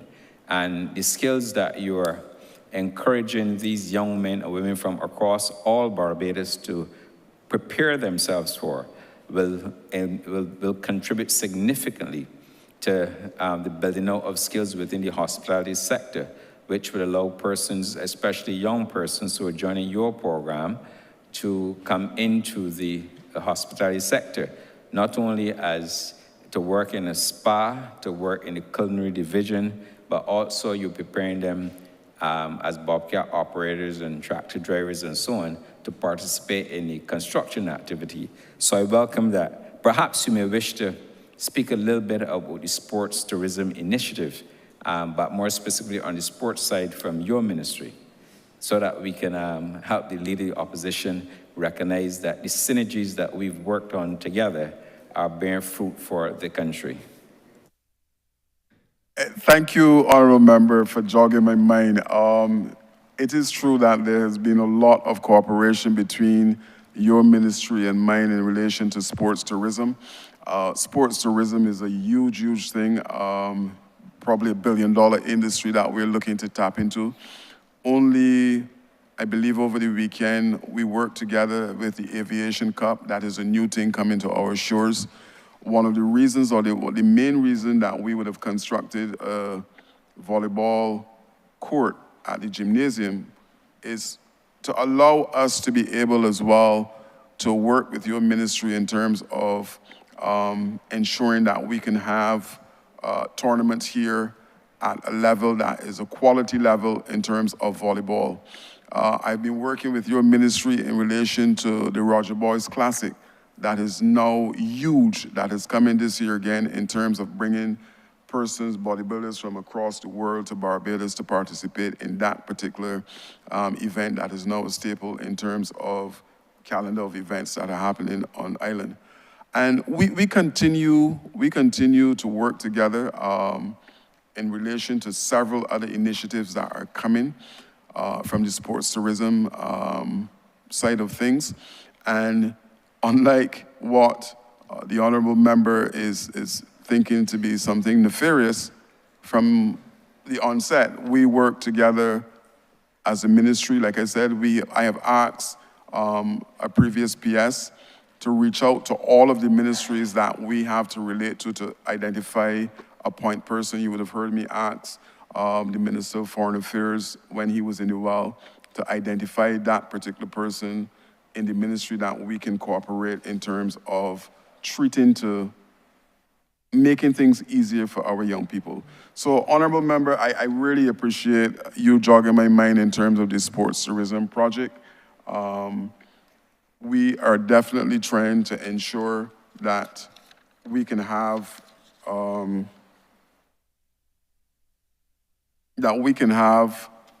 lot of programs happening from that particular area. One of the things that is new and upcoming is motorsports. It is huge, and we're trying to see how best that we can have something in place to deal with motorsports. It is a big, big thing across the region and the world. And again, I will be working in tandem with the Ministry of Tourism to ensure that we can have persons in Barbados participating in motorsports.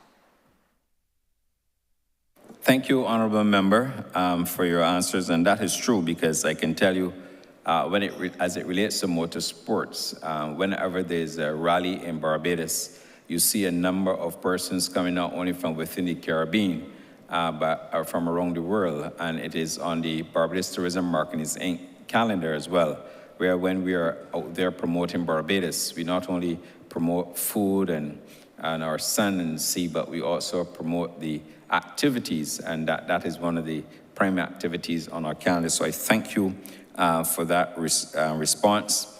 Of course, you have the World Federation of Bodybuilders and their competition here, as well as other tournaments such as the bridge tournament and so on, international bridge tournament that would on occasion come to Barbados.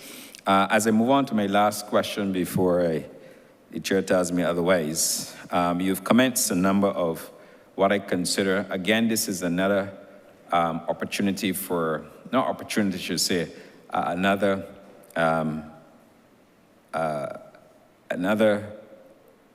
evidence of synergies within the Ministry of Health and Wellness. And you are expanding a number of the outdoor, what I refer to as the outdoor gym. And you have the gym, outdoor gym, located in areas all across Barbados. I'm sure that this will also contribute not only to the health and wellness of persons within the community, but continues to build out the community that we so much look forward to in Barbados. I'm aware that we have installed or retrofitted across Barbados within the community centers and so on. But I would simply ask you, when you have obviously the necessary resources at St. Michael West Central, and I speak of Grisettes, and I speak of Belfield and Marshall Parkinson, that we too would like to benefit from an outdoor gym within our community.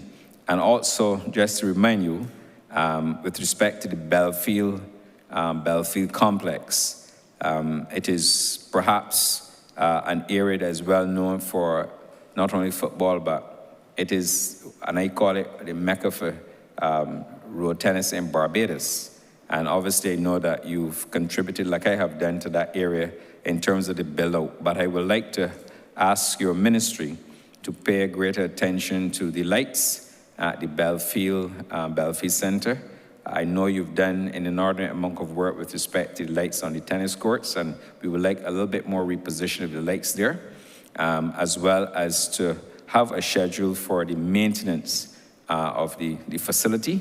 And I will ask you to include, since I will not be a beneficiary of a mini stadium, I would like you to consider an opportunity for bleachers to be installed at the Belfield as well as the Marshall Parkinson area.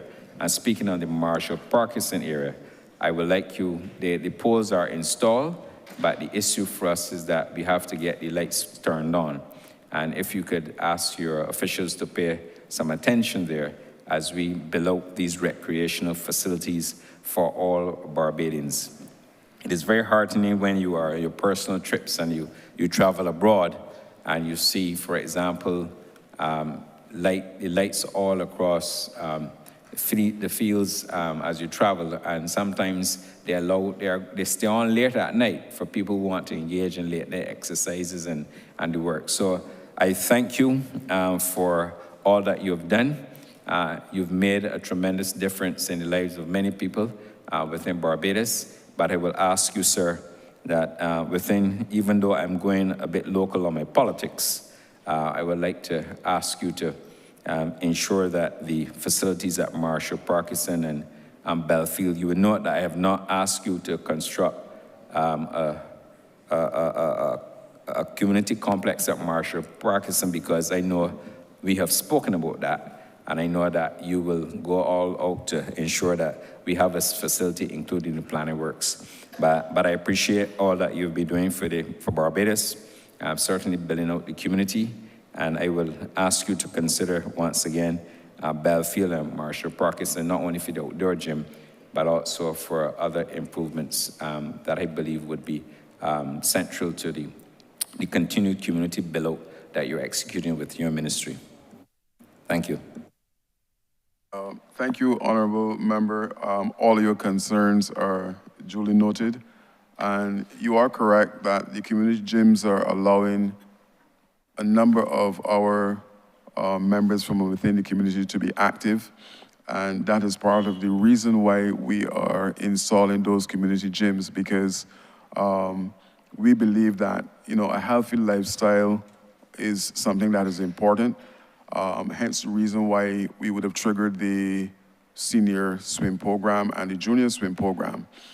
And one of the things that I'm committed to as Sports Council is wherever possible to ensure that those playing fields that are active, that we can put some lights on those particular playing fields.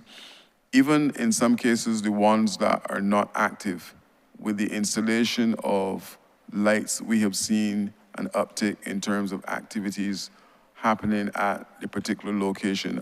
I can readily speak to the Glebe, where a hard court was constructed, and now almost every evening you can see a whole set of young people who are getting involved in sports, whether it be basketball, netball, or volleyball. All of these things are happening at a location where they never took place before. So I have noted all of your areas, Honourable Member, and I thank you for the endorsement of the work that my team and I are doing at the ministry, and we will continue to do what is necessary.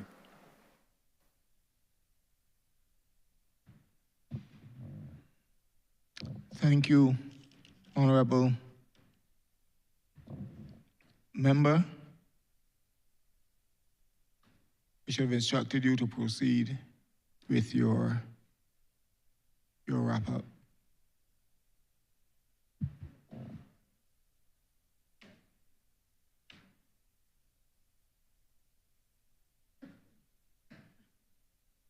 I apologize, Honourable Member. He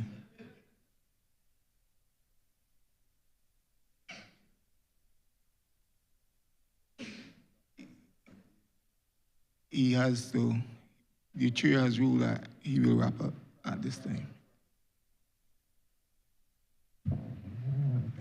You have something against the honorable member? Thank you, Chair. I'm grateful, and I said this from the beginning, I'm very, very grateful to be in the well today to highlight and to showcase a number of activities that are happening within the Ministry of Youth, Sports, and Community Empowerment to further our young people at several levels. This government continued to be proactive in terms of how we treat to the development of our young people.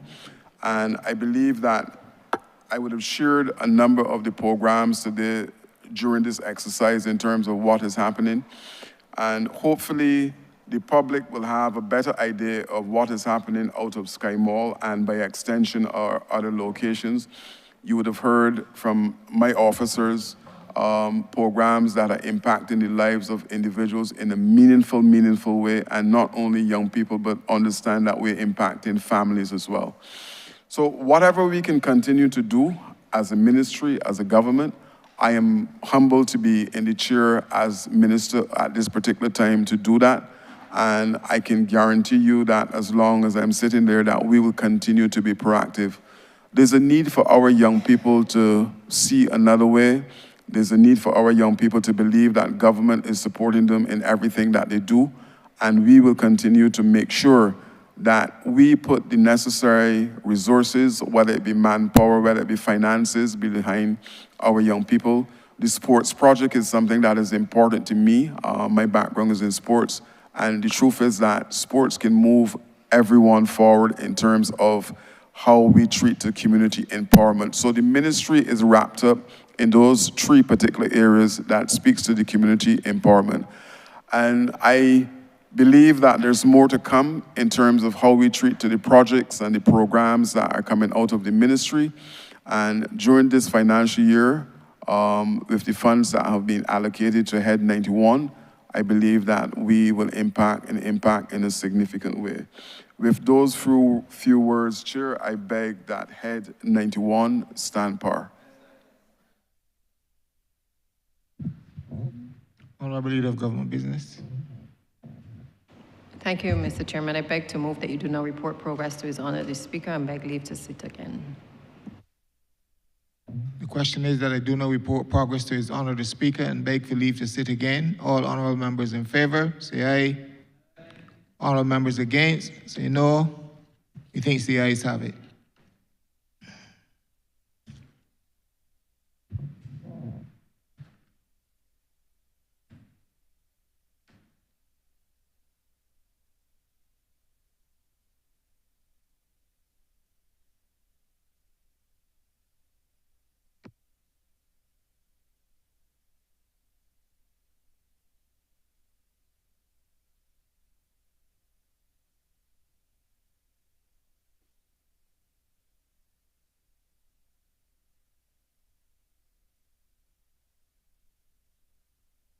Chairman has reported progress and requests leave to sit again. Honourable Leader of Government Business. Thank you, Mr. Speaker. I beg to move the suspension of the House until tomorrow at 10 a.m. The question is that this Honourable Chairman be suspended until Tuesday, the 4th of March, 2025 at 10 a.m. in the forenoon. All those honourable members in favour, please say aye. Those against, please say no. We think the ayes have it. This Honourable Chairman stands suspended until Tuesday, 4th of March, 2025 at 10 a.m. in the forenoon.